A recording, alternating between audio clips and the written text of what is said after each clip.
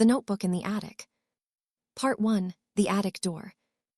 The first time I saw the attic door, I wasn't even looking for it.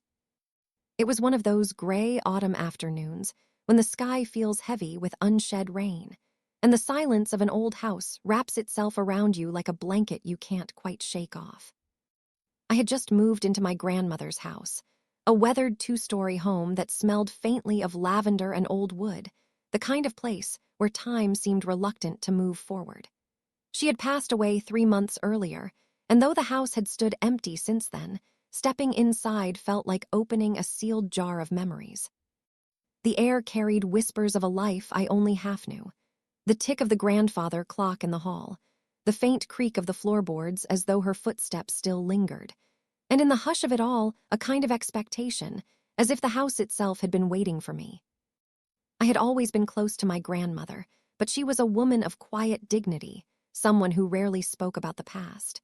What little she did share were fragments, stories about baking bread during wartime, about falling in love young, about raising children in a world that never stopped shifting. But there were gaps, shadows in her history she never let us into. On that first day of unpacking, I discovered the attic door tucked away behind a tall wardrobe in the upstairs hallway. A small, square frame set into the ceiling, with a rope cord dangling down. I almost missed it. Pulling the cord, I heard the reluctant groan of hinges, and the wooden ladder creaked as it unfolded, exhaling a puff of stale air from above. Dust drifted down like tiny flecks of forgotten time. For a long moment, I simply stared up into that darkness. There was something unsettling about it. An attic is never just a storage place, is it? It's where memories go to wait, where things too fragile or too painful to be thrown away end up hiding. And though I told myself I was just curious, part of me hesitated. As though, in climbing those steps, I would disturb something that wasn't ready to be found. But curiosity always wins.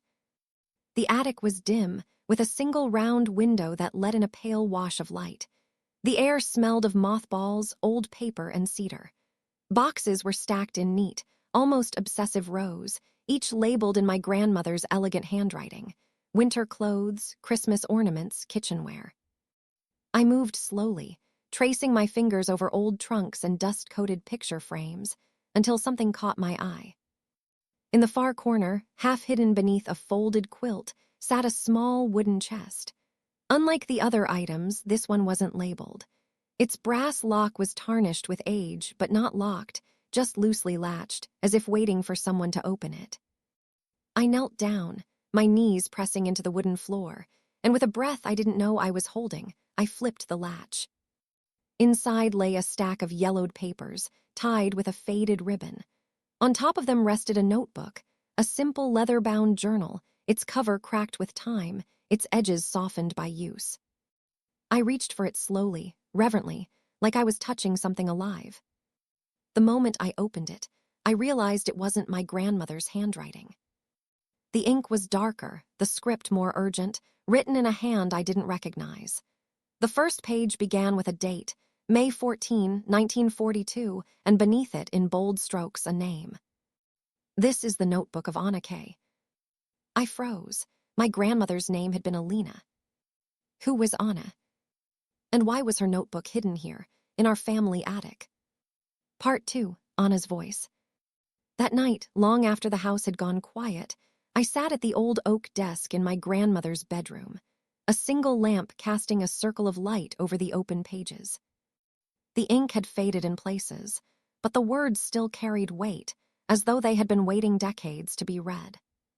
If someone finds this, I don't know if I will still be alive, but these words are my truth, and I need them to survive, even if only on paper. My name is Anna K., and this is the story of what happened to us. A chill ran down my spine. There was something confessional in the way she wrote, like a voice from the grave whispering secrets directly into my ear. At first, the entries seemed ordinary, almost mundane. She wrote about living in a small village, about the smell of fresh bread cooling on the windowsill, about laughter shared with her younger sister. She described fields of sunflowers that stretched to the horizon, the sound of bells from the church tower, the comfort of knowing everyone in the village by name. But the deeper I read, the darker it grew. There were mentions of war approaching, of men disappearing in the night, of soldiers passing through. There were coded words about hiding, about fear, about things that could not be spoken aloud. And then, one entry stopped me cold. They took him away yesterday. I don't know where. Mama says we must be strong, but I feel something has broken inside me. He promised he would come back. He promised. I stared at the words, the letters smudged as though blurred by tears. Who was he? A brother, a husband, a lover. I leaned back in the chair, the lamp flickering faintly, the weight of the discovery pressing down on me. This wasn't just a notebook. It was a confession, a fragment of a life buried inside the bones of this house. And yet, what unsettled me most was the fact that my grandmother had kept it. Hidden, preserved. Which could only mean one thing. Anna's story was somehow connected to ours. Part 3, Threads of the Past. The next morning, the notebook still sat open on the desk, as if it had kept watch while I slept. Sunlight filtered weakly through lace curtains, spilling across the ink-stained pages. I stood there for a long moment, staring at Anna's words.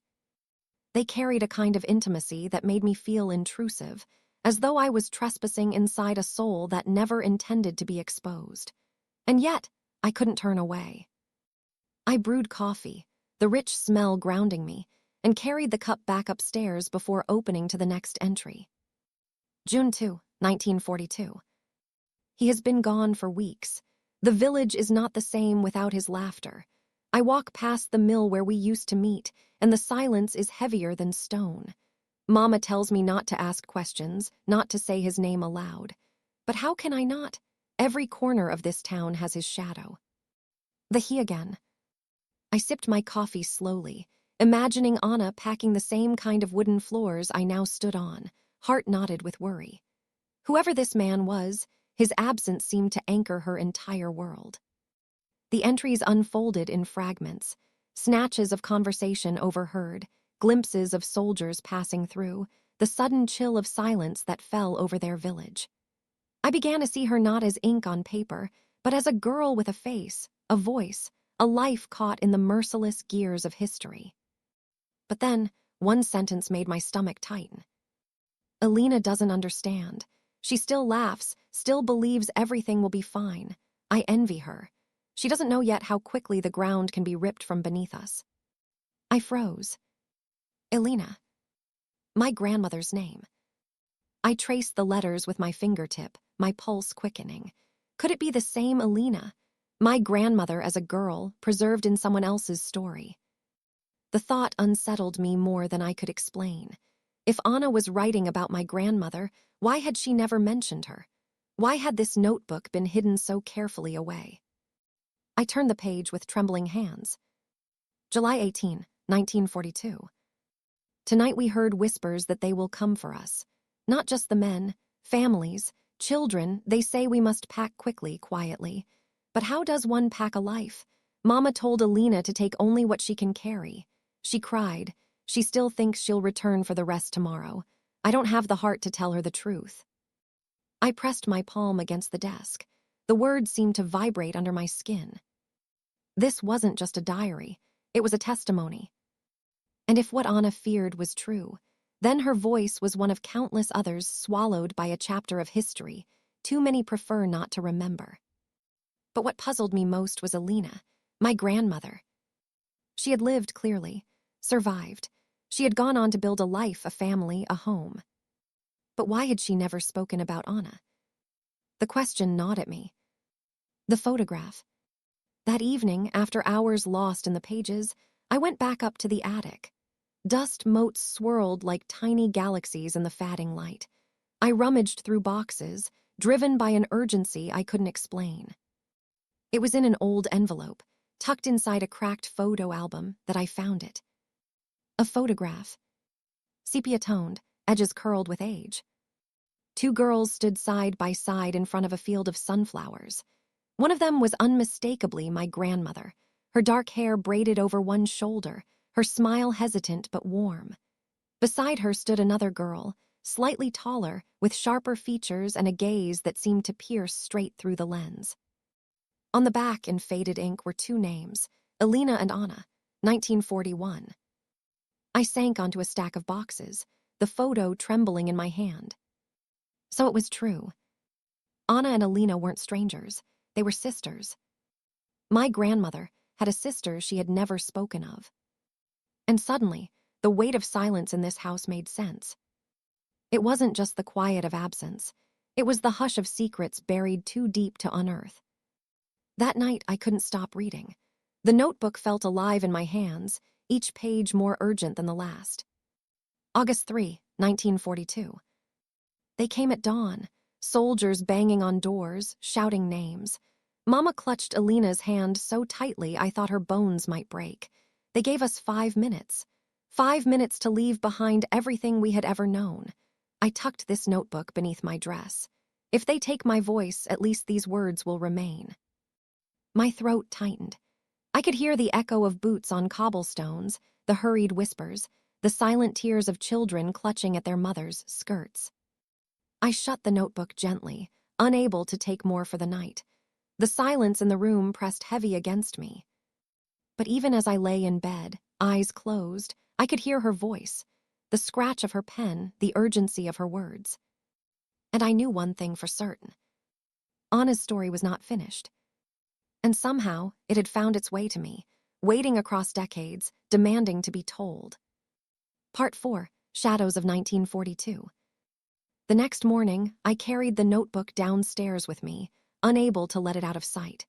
Its presence was heavy, as though the leather cover contained not just paper but a pulse, a living memory pressing insistently against the present. I brewed tea instead of coffee this time, perhaps instinctively searching for something softer, something to balance the harshness of the words I knew awaited me. At the kitchen table, where the light from the garden spilled gently through the window, I opened to the next page. August 6, 1942. We were herded into carts, packed so tightly I could barely move. Elena clutched my sleeve, her eyes wide, her braid coming undone. Mama tried to keep us calm, humming under her breath the lullabies she used to sing when we were little. But even her voice trembled. The road was endless. Dust stung our eyes. The world we knew grew smaller behind us until it disappeared. The words blurred slightly as I read, not from faded ink but from the tears rising in my own eyes. I could almost see it, the rutted dirt road, the crying children, the way fear clung to them like a second skin. And then, as if pulled through a doorway, the scene unfolded in my mind. Not just words on paper but a vivid flashback, a reel of memory that didn't belong to me but settled into my vision anyway. Flashback, the road. The cart jolts forward, wood groaning under the weight of too many souls. Anna clutches the notebook against her chest beneath her dress, the sharp edge pressing into her ribs with every bump. Elena sits beside her, eyes darting from soldier to soldier, searching for something she cannot name, mercy, perhaps, or a chance to run. "Don't look at them," Anna whispers, pulling her sister's face down against her shoulder. But Elena doesn't listen. She never does. She wants to see. She wants to understand. A soldier rides alongside, his boots gleaming even in the dust. He doesn't meet their eyes. None of them do. For them, it's easier not to. The road stretches on, lined with fields of sunflowers that turn their faces to the sky, indifferent to the sorrow passing below. In the cart, someone begins to pray. Another whispers a name over and over, like if he keeps saying it, the person will return. Children cry themselves hoarse until their voices break.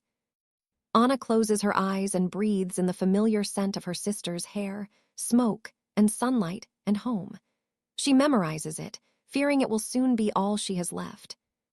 The vision broke as suddenly as it came, leaving me trembling at the table. The tea had gone cold. I stared down at the words on the page, shaken by how vividly Anna's world had bled into mine. It wasn't just history.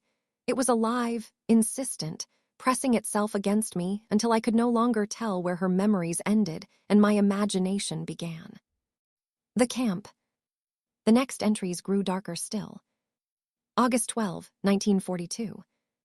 We arrived at a camp, Barbed wire, wooden barracks, the smell of smoke that never leaves the air. They separated us, men to one side, women and children to another. Mama squeezed our hands until her knuckles turned white, whispering for us to stay together no matter what. Alina cried quietly that night, her small body shivering against mine. I told her we would survive. I don't know if I believed it. I read the passage again and again. Each sentence was a wound. Each detail was a world of suffering compacted into a single breath. My grandmother had been here. She had lived this. And yet she had never spoken a word of it to us. Not to my father, not to me. She had carried this silence through her entire life, burying it so deeply that it had taken decades for me to stumble upon it by accident. I thought about all the times I had asked her about her childhood, and how she had smiled softly, deflecting with vague mentions of simpler days, of school, of church bells. Never once had she mentioned camps. Never once had she said the name Anna. I felt a weight of betrayal and sorrow mingling inside me. What kind of pain had demanded such silence? A family secret. That evening, I called my father. "Dad," I began, trying to steady my voice, "did Grandma ever mention a sister?" There was a long pause on the line. Then his voice cautious. "Why do you ask?" "I found something, a notebook. It belonged to someone named Anna. She writes about Grandma, about the war." Silence, the kind that hums with things unsaid. Finally, he exhaled. "Your grandmother never spoke about her childhood. Not to me, not to anyone. We knew she lost family, but she never gave details. If she had a sister, she never told us." His voice cracked slightly, and in that moment I realized this secret wasn't mine alone to uncover. It rippled outward, reshaping not only my understanding of our family, but his as well. "Dad," I whispered, "Anna was real, and she wrote everything down." Back to the notebook. That night, with the lamp casting its fragile circle of light once again, I turned to the next entry. August 20, 1942. They say hope is dangerous here, but I cannot let go of it. Alina needs me to believe, even when I don't. At night, when she cries, I tell her stories of home.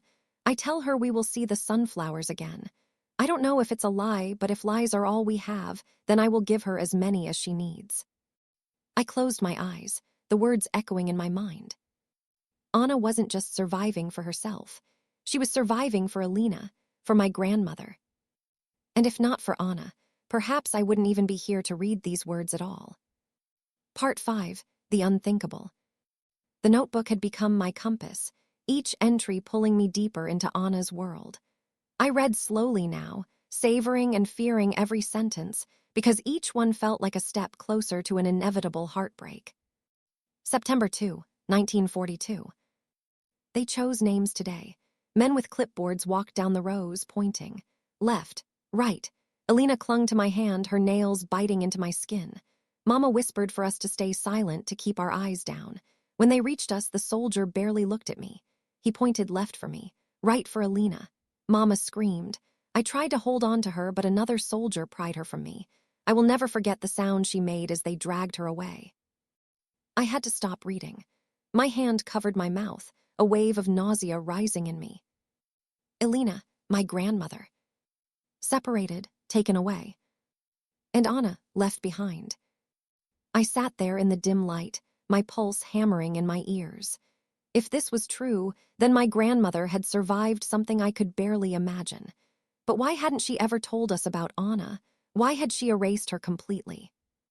I turned back to the notebook, dread gnawing at my insides. September 5, 1942. It is quiet without her. Too quiet. I keep waking at night, reaching for her, forgetting she isn't beside me anymore. Mama tries to stay strong, but I see it in her eyes. The light has gone out. I tell myself Alina is alive, that she will walk back through the gates any day. But the air smells of smoke, and hope feels thinner with every passing hour. My chest tightened as I read. Anna's words were more than sorrow. They were desperation, written like someone clinging to the edge of a cliff. Flashback, the separation. The line of prisoners shuffles forward, dirt crunching beneath their worn shoes. Anna holds Alina's hand, so tightly her fingers ache. "Don't let go," Alina whispers. Never, Anna breathes, though her own voice quivers. The soldier's finger points like a blade. Left, right. Chaos erupts. Mama lunges forward, her scarf falling from her head, her voice breaking on her daughter's name. Soldiers bark orders, rifles raised. Anna screams as Alina's hand is ripped from hers, the warmth of her sister's palm torn away in an instant. She stumbles, restrained, her nails bloody from clawing at the soldier's sleeve. Alina's face vanishes into the crowd, swallowed by bodies, swallowed by fate. The dust hangs heavy in the air, and Anna stands there trembling, the echo of her sister's voice still in her ears. Don't let go. When the vision faded, I was shaking. My knuckles were white against the edge of the desk. I whispered aloud, though no one was there. Grandma, what happened to her? What happened to Anna? The twist. It was deep into the night, when the house was silent enough that even the ticking clock seemed hesitant, that I turned the page and read the entry that shattered everything I thought I knew. September 17, 1942. I cannot bear it anymore. Alina is gone, but she is not lost. She is alive. I saw her yesterday, not in the flesh, but in the eyes of the soldier who passed by. He was carrying a ledger. I caught a glimpse of the page, and her name was there.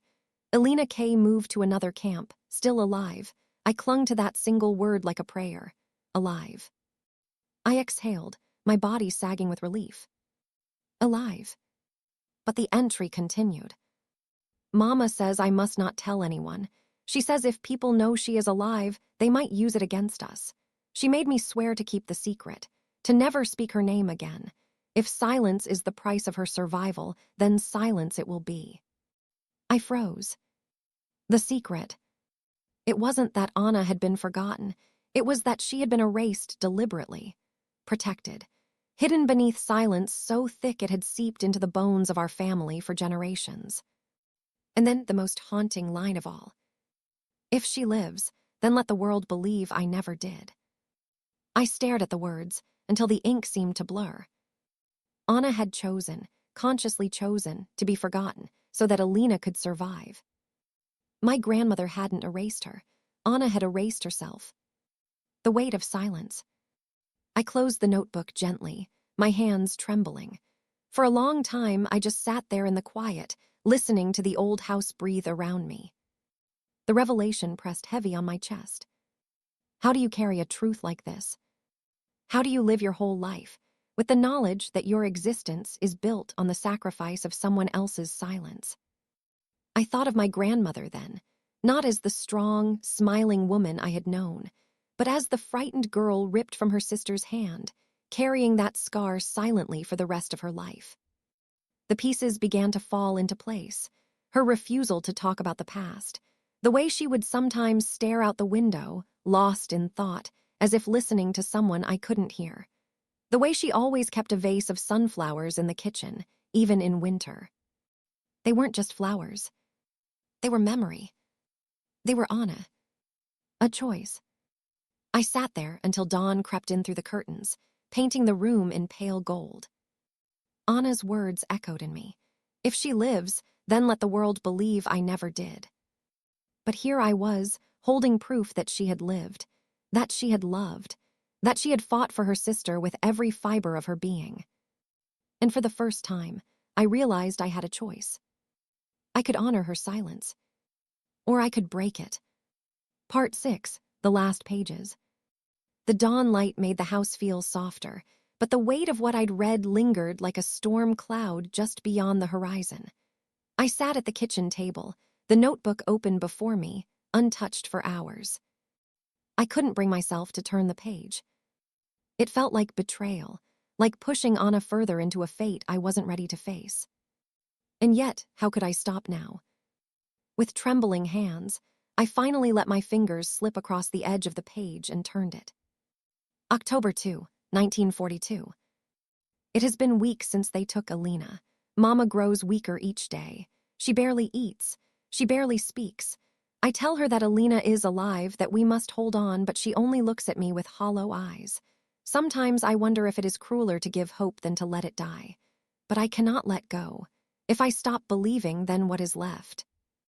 Her words felt heavier now, as if the ink itself carried sorrow. I traced them with my fingertip, almost whispering, "You believed for her, Anna. You carried it." Flashback, a mother's silence. Inside the barracks, the air is thick with smoke from the crude stove, the stench of sweat and despair.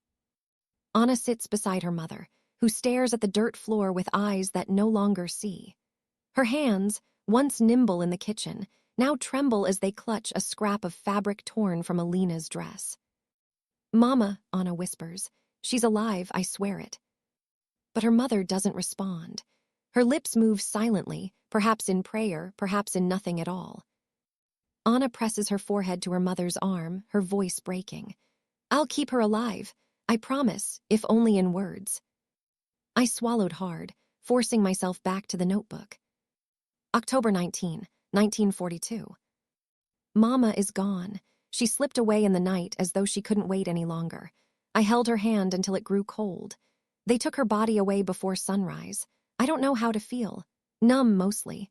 But I told her before she went that Alina is alive, that she will see her again. Perhaps that was a lie. Perhaps it was the only truth left worth speaking. Tears blurred my vision. Anna was younger than me when she wrote this. And yet she was carrying grief upon grief, the kind that would break most people in half. Still, she kept writing. The second twist begins. November 5, 1942. They say we are to be moved again. Rumors spread like fire in the barracks. Some say it means freedom. Others say it means the end. I don't know what to believe anymore. But I have decided something. If I do not survive, if these pages are all that is left of me, then they must reach Alina. She must know I loved her. She must know that every breath I took was for her. I froze, my heart hammered in my chest. She had written it for Alina. The notebook wasn't meant for me. It wasn't even meant for history. It was meant for my grandmother. Somehow, against all odds, against war and silence and decades of dust, Anna's words had found their way back to the one place they were always meant to return: our family. The hidden pay. As I flipped to the final section, I noticed something strange. Near the back cover, a page was tucked inside, folded separately, almost hidden between the binding. My hands shook as I pulled it free. The paper was thinner, the ink darker, as if it had been written in haste.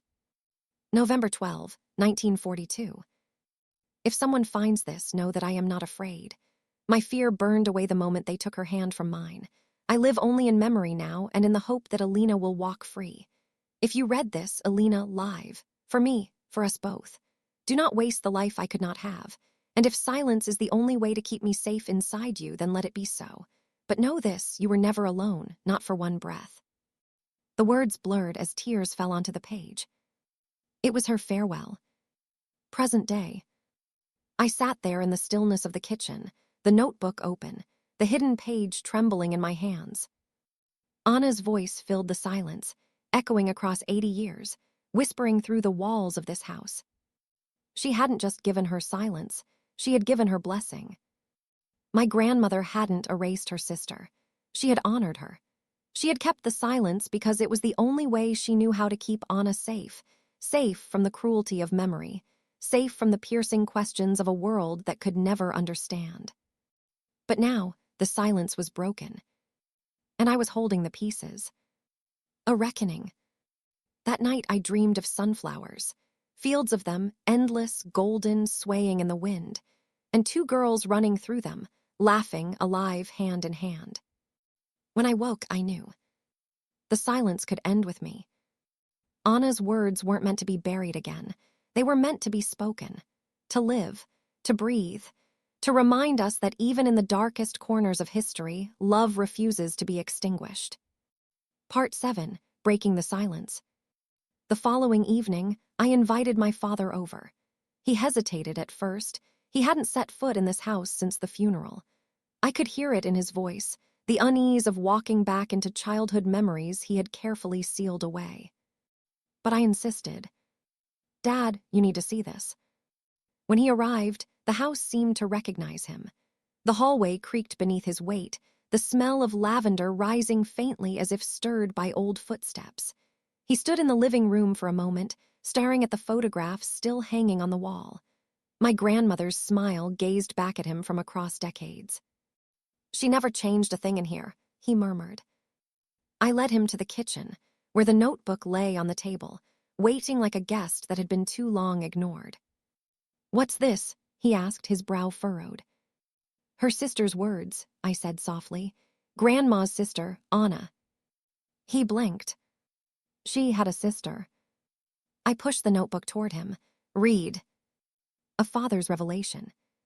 He opened it carefully, as though afraid it might crumble in his hands. His eyes scanned the first lines, and I watched his expression shift. Confusion, disbelief, then something heavier. Grief. Minutes passed in silence, broken only by the sound of pages turning. Occasionally his lips moved, whispering fragments of sentences. His hands trembled. When he finally looked up, his eyes were wet. "My whole life, she never told me." I nodded, my throat tight. She carried it alone, but Anna didn't want to be forgotten. She wanted Grandma to live. That's why the silence. He pressed the heel of his hand against his eyes, as though trying to hold back a lifetime of tears. I used to wonder why she was so quiet about the past, why she'd changed the subject whenever I asked about her childhood. I thought maybe she was just private, but it wasn't privacy. It was protection. He closed the notebook gently, his hands resting on the cover. And all this time, I never knew I had an aunt. Flashback, a son's memory. He leaned back in the chair, his voice distant. "You know, when I was little, sometimes I'd hear her humming late at night. I thought she was just singing herself to sleep. But now," his voice cracked, "now I think she was singing to someone else, to Anna." I pictured my grandmother, sitting by the window in the quiet hours, humming into the darkness, sending her voice into a place no one else could hear. And I realized she hadn't erased Anna. She had kept her alive in the only way she knew how, inside herself. The weight shared. For hours, we sat at that table, reading aloud from the notebook, pausing when the words grew too heavy, letting silence hold what neither of us could say. At one point, my father whispered, "She wanted Grandma to live, and because of that, we're here, you and me." I reached across the table, placing my hand over his. "We're Anna's legacy, too." His shoulders shook as he nodded, tears slipping down his cheeks. The decision. When the last page was read, and the lamp cast long shadows across the room, I asked quietly, "What do we do with this?" He stared at the notebook for a long time. "Part of me wants to keep it hidden, to honor her wish for silence, but," he took a shaky breath, "if Anna's words survived all this time, it's because they weren't meant to die in a box. They were meant to be found, to be heard."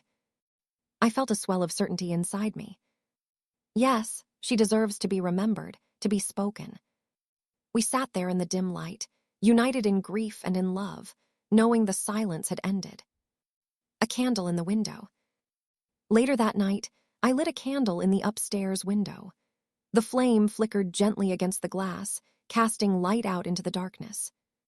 It was something my grandmother used to do on stormy nights, though I had never understood why. She'd simply smile and say, "It's to guide someone home." Now I knew.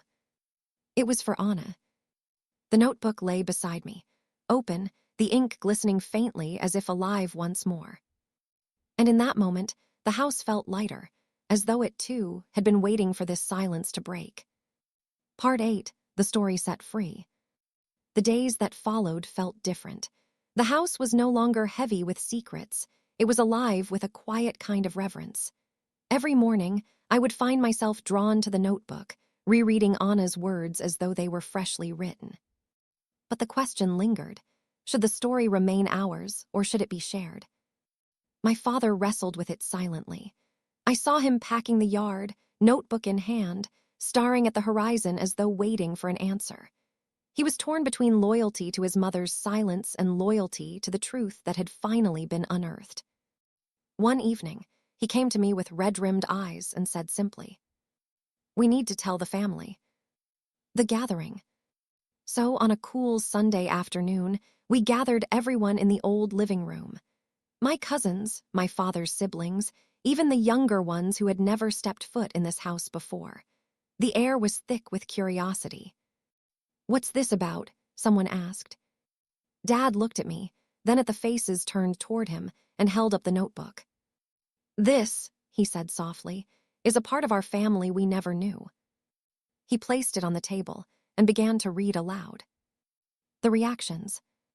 At first, there was only silence. The children shifted restlessly, not understanding the weight of the words. But as Anna's voice unfolded, her love for her sister, her quiet strength, her final sacrifice, the room grew still. Tears appeared in unexpected places. My aunt, who had always been skeptical and hard-edged, pressed a hand to her mouth.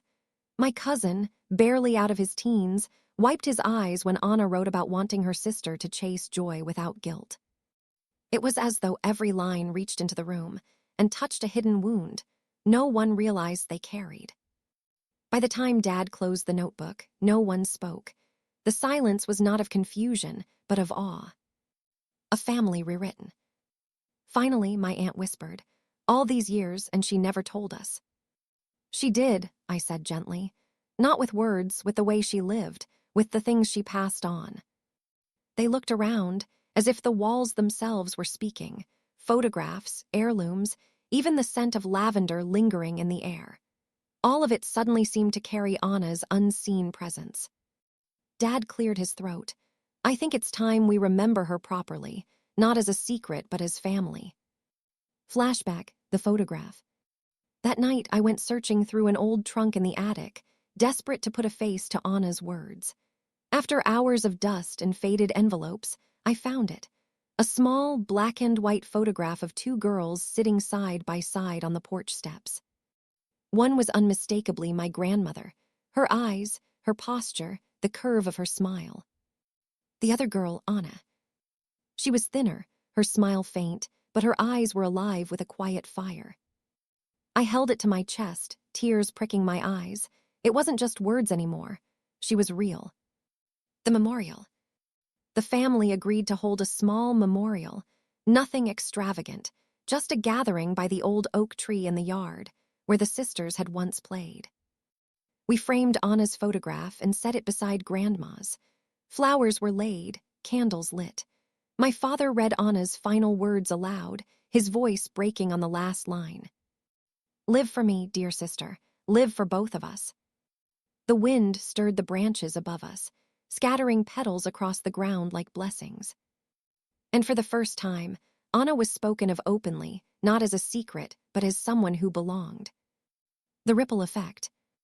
In the weeks that followed, the story spread. Family members called, sending letters and emails, wanting copies of the notebook. Younger relatives asked questions, eager to know more. What began as a hidden diary became the thread stitching generations together. A forgotten name became a bond. And through it all, the notebook remained on the table in the old house, no longer buried in darkness, but placed where sunlight could reach it. Closing beat of part 8. Late one night, after everyone had gone, I sat by the window with the notebook open in my lap. The candle still flickered in the glass, casting its soft light into the night. I whispered into the quiet, "We hear you, Anna. We remember." And in the stillness, I could almost feel an answer, soft, fleeting, like the brush of a hand on my shoulder. For the first time, I wasn't afraid of the silence, because it no longer meant absence. It meant presence. Part 9, the second secret. For a time, it felt as though Anna's story had reached its end. We had uncovered her words, shared them with the family, and finally spoken her name aloud. But sometimes, stories don't end where you think they do. The discovery. A week after the memorial, I was sorting through more of the attic's forgotten boxes. My father had decided it was time to clear the house, to strip away decades of dust and silence. In the corner, tucked behind a stack of yellowed newspapers, I found a smaller notebook, this one thinner, its leather cracked and faded almost to gray. At first, I thought it was another diary, but when I opened it, my breath caught. It was Anna's handwriting. It was my grandmother. A voice answering back.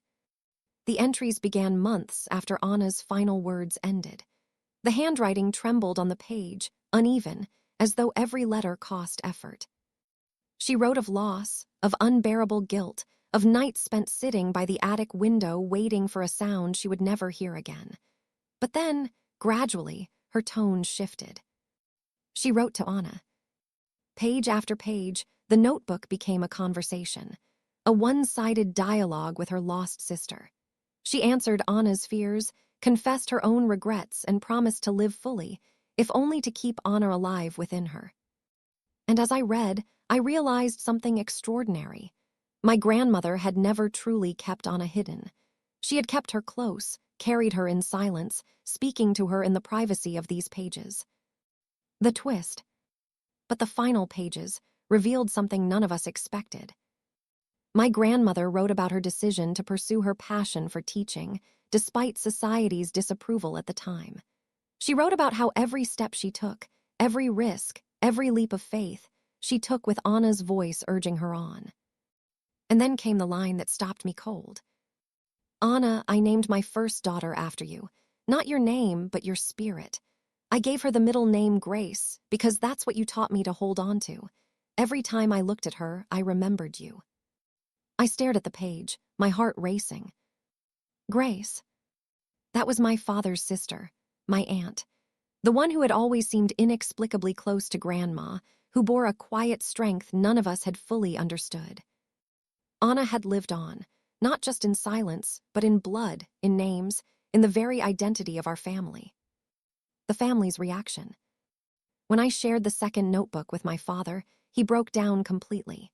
He had always believed his mother had been alone in her grief, that she had buried her sister's memory to survive. But here was proof that she had never truly let go, that Anna had shaped the course of her life, and by extension, all of ours. When my aunt read the pages that bore her name's hidden origin, she wept. All these years, she whispered, I carried something I didn't even know. I carried her. It was as though the invisible thread finally became visible, binding us not only to the past, but to one another. The weight of legacy. That night, as we sat around the kitchen table, both notebooks lying open between us, silence fell again. But this silence was not heavy. It was full, thick with connection, reverence, gratitude. My father looked at me and said, she didn't just leave us words, she left us a legacy. Choices we thought were ours, they were guided by her. It hit me then. Anna hadn't been erased. She had been living through us all along, whispering through my grandmother's courage, shaping the lives of children and grandchildren who had never even known her name. The candle and the window. Later, when the house grew still, I lit a single candle and placed it by the attic window, just as Anna once had. The flame flickered gently, casting soft shadows against the wood. I thought of Anna writing in silence. I thought of my grandmother, answering her decades later. Two voices in dialogue across time. And now, ours joining theirs. It no longer felt like just a story unearthed from dust. It felt like a conversation we were still part of. Closing beat of part 9. As the candle burned low, I whispered into the quiet. You're not forgotten, Anna. You never were. And this time, instead of the faint brush of presence, I felt something stronger, like the warmth of two hands, one on each shoulder. Two sisters. Still here. Still guiding us. Part 10. The attic closes, the story remains. The emptying. The attic, once suffocating with dust and silence, slowly emptied over the following weeks. Each box carried down felt like lifting away layers of forgotten history. Yet as I stood in that space one last time, I realized it no longer felt haunted. The shadows were softer, the air lighter, as if the house itself had been holding its breath all these years and finally exhaled. In the corner where I had first found Anna's notebook, the wood still bore faint scratches. I brushed my hand across them, wondering if they were marks she had left behind. A trace of her presence, carved into the bones of the house. I didn't want to erase them. Some things weren't meant to be polished away. A family gathered. On a Sunday afternoon, We gathered in the living room, 3 generations sitting in a circle, both notebooks placed on the table between us. My father spoke first. His voice cracked, but his words carried strength. Anna isn't just a chapter of our past anymore. She's part of who we are. Every choice we make from now on should honor her. My aunt nodded, her hand resting protectively on the notebook her mother had written. We thought silence kept her safe, but it only kept us apart. Telling her story, that's what keeps her alive. Even the younger cousins, who had only caught pieces of the tale, listened wide-eyed. They might not yet understand the full weight of loss and legacy, but they felt its gravity. Reflection. That night, I lay awake thinking about what Anna had given us, not just words, but a mirror. She showed us the cost of silence, the weight of unspoken truths, the way pain can twist generations if it's hidden away. But she also showed us resilience, the power of a single voice, even if it trembles, to echo far beyond its time. I realized then that every family carries hidden chapters. Some remain buried forever, but sometimes, if you're lucky, they surface, giving you the chance to choose differently, to carry the story forward instead of letting it rot in silence. The lesson. A few days later, I returned to the attic for the final time. The candle I had placed on the windowsill had long since burned away, leaving a small circle of melted wax. I didn't light another. I didn't need to. Instead, I whispered the words that had been growing inside me since the first page of Anna's diary. Stories don't die when people do. They die when we stop telling them. And with that, I closed the attic door. The future. The notebooks now rest in a glass case in the family home, not locked away, but displayed proudly. Visitors pause when they see them, curious about the faded leather and delicate handwriting. That curiosity sparks conversations, and with each retelling, Anna lives again. Sometimes my father catches me staring at the case. He'll smile, tired but lighter, and say, "She'd be proud of us, you know." And for once, I believe him. Closing beat. Anna's story began in silence, hidden in the shadows of an attic. It ends in voices, ours, hers, my grandmother's, woven together across time.